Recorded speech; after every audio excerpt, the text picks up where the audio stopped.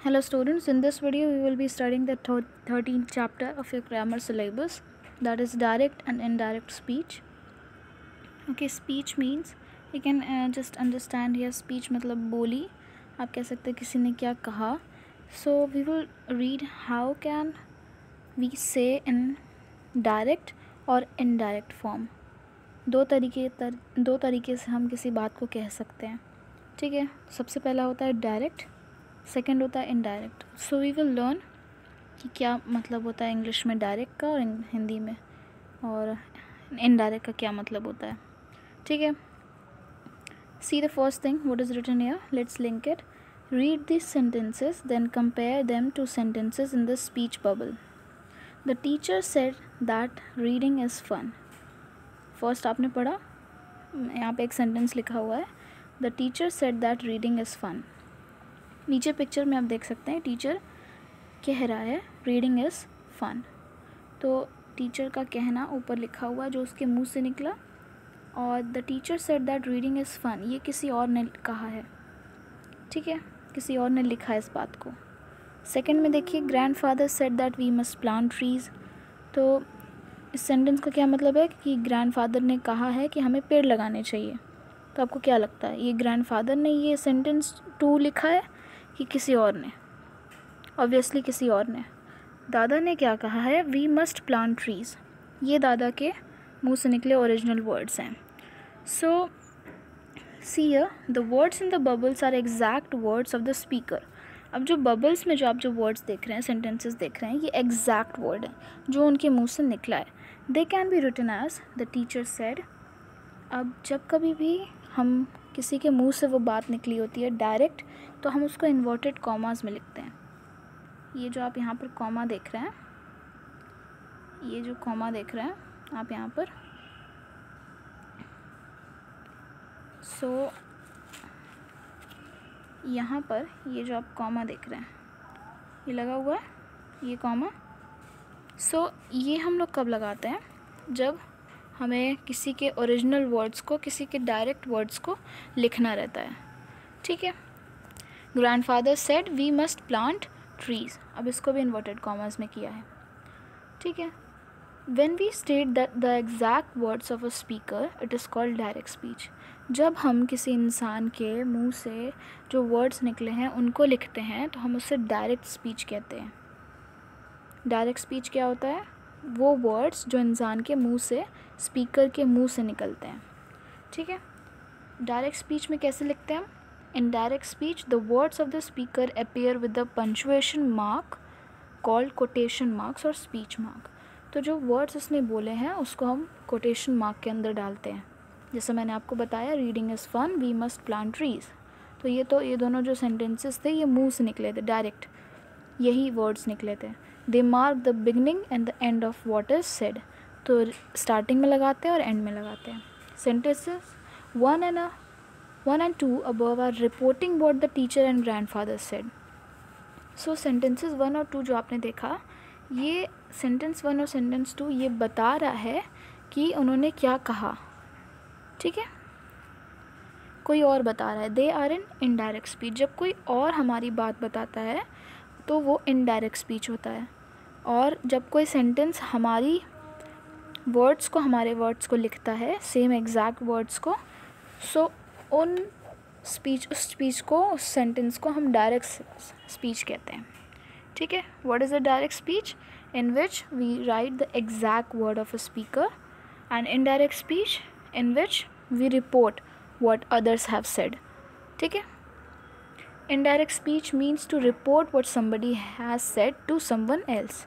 सो indirect speech में क्या करते हैं हम बताते हैं कि किसी ने किसी से क्या कहा है.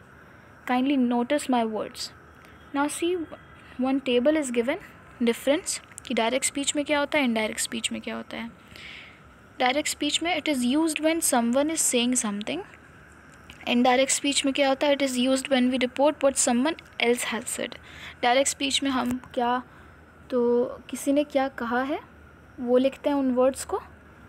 इनडायरेक्ट स्पीच में हम रिपोर्ट करते हैं कि किसी ने किसी से क्या कहा है. और डायरेक्ट स्पीच में हम सेड का यूज़ करते हैं, इनडायरेक्ट स्पीच में सेड दैट का यूज़ करते हैं. डायरेक्ट स्पीच में सेड के बाद कॉमा लगाते हैं और इनडायरेक्ट स्पीच में सेड दैट के बाद कॉमा नहीं लगता है।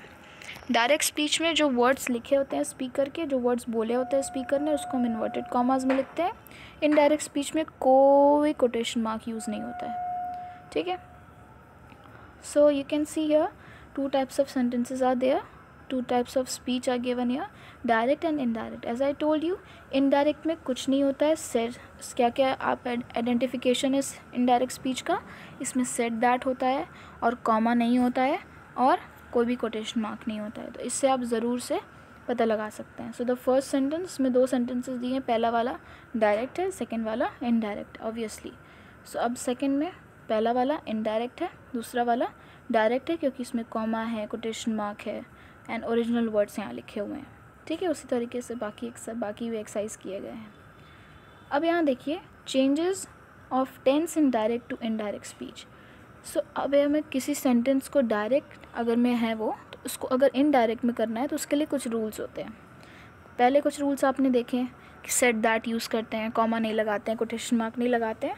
अब एक और रूल देखिए कि टेंस कैसे चेंज होता है। अगर उस सेंटेंस में वर्ब है तो वर्ब का तो हमें टेंस चेंज करना होगा। क्या करते हैं? When changing from direct speech to indirect speech we usually change the verb in the direct speech from the present tense to the past tense. अब अगर कोई सेंटेंस डायरेक्ट स्पीच में है उसको हमको इनडायरेक्ट में करना है, तो अगर डायरेक्ट स्पीच में जो सेंटेंस है उसमें जो वर्ब है वो प्रेजेंट टेंस में है तो हमें उसे पास्ट टेंस में करना बहुत ज़रूरी है। यहाँ पर देख सकते हैं mother said Tanya looks happy, ये डायरेक्ट स्पीच में सेंटेंस था। अब हमें इसको कन्वर्ट करना है इनडायरेक्ट में। Mother said that Tanya looked happy. आपने देखा कैसे वर्ब को हमने चेंज किया, क्या बताया गया है? प्रेजेंट टेंस में अगर वर्ब है तो उसको हमें पास्ट टेंस में करना ही करना है, ठीक है।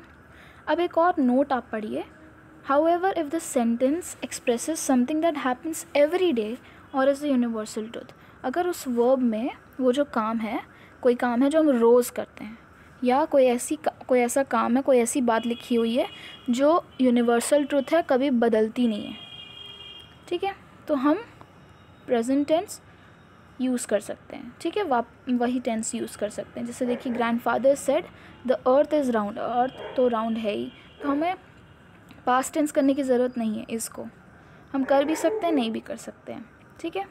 Grandfather said that the earth is round, ये भी सही है, इनडायरेक्ट स्पीच में हो गया ये। Grandfather said that the earth was round, ये भी सही है। तो आप कर भी सकते हैं, नहीं भी कर सकते हैं। कब? जब वो काम हम रोज़ कर रहे होते हैं या वो यूनिवर्सल ट्रुथ होता है, ठीक है। Now one exercise is given here, इसमें आपको डायरेक्ट स्पीच में तो सेंटेंसेस लिखे हैं पर आपको कोटेशन मार्क सही से लगाना है, पंचुएट करना है, फुल स्टॉप लगाना है एंड कोटेशन मार्क लगाना है, ठीक है। मैंने बताया कि कभी भी जो भी डायरेक्ट वर्ड बोला गया है उसको आपको कोटेशन मार्क में करना ज़रूरी है। So this is the exercise, we have done it. Now C वाले एक्सरसाइज में आपको सेंटेंसेस को इनडायरेक्ट स्पीच में चेंज करना है। सो आपको पता है क्या करते हैं? सेड दैट यूज़ करते हैं एंड फिर आप कोटेशन मार्क हटाते हैं, कॉमा हटाते हैं। So it is all done, okay. Now see let's perfect it. A exercise is given. Read what everyone is saying about Miss Blossom, the new class teacher. So यहाँ पर देखिए Miss Blossom is very pretty, Devin कह रहा है। ली कह रही है she has long hairs. Miss Blossom is a very good teacher, Ali कह रहा है she sings well. एलाइस कह रही है। फिर शाइनी क्या कह रही है? I am happy that she will be our class teacher, ठीक है। अब यहाँ पर सबने अपनी अपनी बातें कही हैं, इन्हीं को आपको लिखना है, ठीक है। Devin said that Miss Blossom, यहाँ पर इज़ वेरी प्रिटी है, तो आपको पता है क्या करना होता है इनडायरेक्ट स्पीच में चेंज करने के लिए। आपको जो वर्ब है अगर प्रेजेंट टेंस में तो उसको वॉज करना या पास्ट टेंस में करना होगा। तो यहाँ इज़ है तो आपको क्या करना होगा? Was, okay. सो यहाँ देखिए उसी तरीके से बाकी सेंटेंसेस को भी इनडायरेक्ट स्पीच में किया गया है, ठीक है। नाउ सी, अब आपको जो सेंटेंसेस यहाँ पर दिए हुए हैं या डायरेक्ट स्पीच में दिए हुए हैं, ठीक है। सो यहाँ देखिए डायरेक्ट स्पीच में जो सेंटेंसेस दिए हुए हैं इनको आपको इनडायरेक्ट में करना है, ठीक है। So as you know the rule, किस तरीके से इनडायरेक्ट में करते हैं। कॉमा आप नहीं लगाएंगे एंड कोटेशन मार्क आप नहीं लगाएंगे, सेट दैट यूज़ करेंगे एंड फिर फुल स्टॉप लगाएंगे, ठीक है।